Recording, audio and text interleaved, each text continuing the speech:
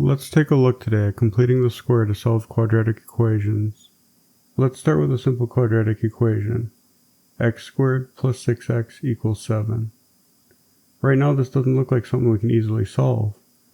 There's an x squared term, a linear x term, and a constant on the other side.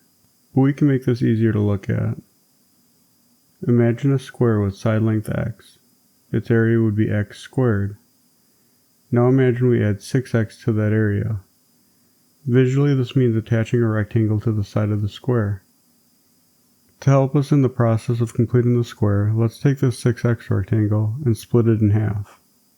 This will result in 2 equal parts of 3x and 3x. Let's rearrange our diagram a little bit.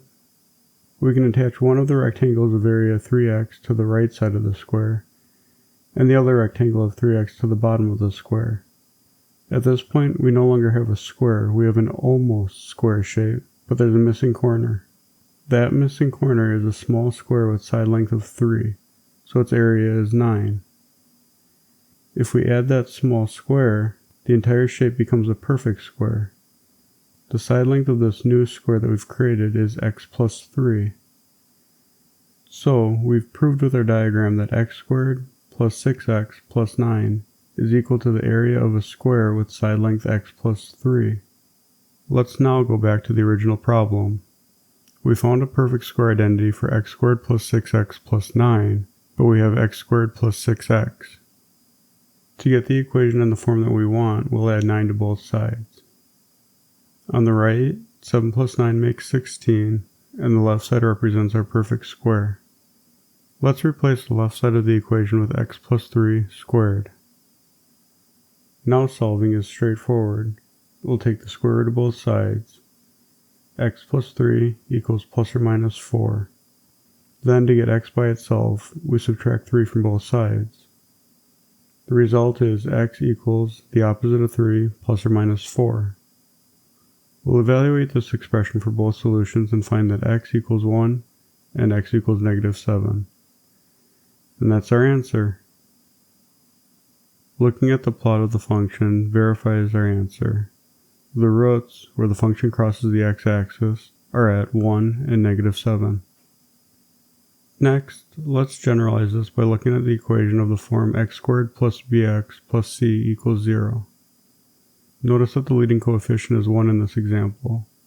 If the x squared term has a coefficient other than 1, you would just factor it out to get it into this form. From here, the process is the same. We'll pull up our diagram and populate it with the terms. The red square has a side length of x and an area of x squared.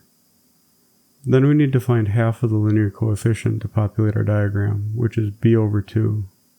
Remember in our earlier example we started with b equals 6 and cut it in half to 3. We're just doing that right away.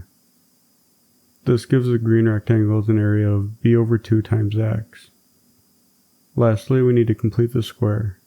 Having side lengths of b over 2, we know that the unknown square is b over 2 squared. We'll take that b over 2 squared that we found and add it to both sides of the equation. I also brought the c from the left side over to the right. Now that we have our perfect square on the left side, we can replace it with the quantity x plus b over 2 squared. The left side is now expressed as a factorized perfect square. From this point, you can solve like we did in our example problem. You might notice that some of the terms in here are looking like the quadratic equation.